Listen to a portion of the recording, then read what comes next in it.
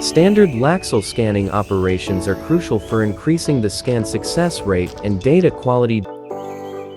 In this video, we will introduce some precautions and tips to help you achieve high-quality point cloud.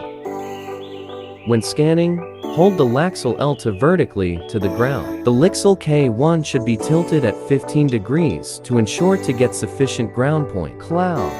Avoid large swings or shaking the device, and do not place it horizontally. During scanning, walk at a normal pace, without sudden stops or significant jumps.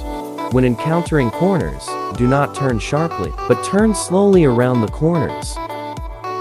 In narrow areas, walk slightly slower than normal to ensure adequate scanning coverage. Within 1 meter area of the scanner, avoid large-scale obstructions for a long time. In multi-room or multi-story indoor scenarios, please open all doors in advance and pause at the doorways until point clouds from both indoor and outdoor areas appear. Then slowly walk through sideways. If doors are not open, slowly turn around with the scanner facing away from the door. Block the LiDAR view with your body. Open the door while facing away, and continue scanning.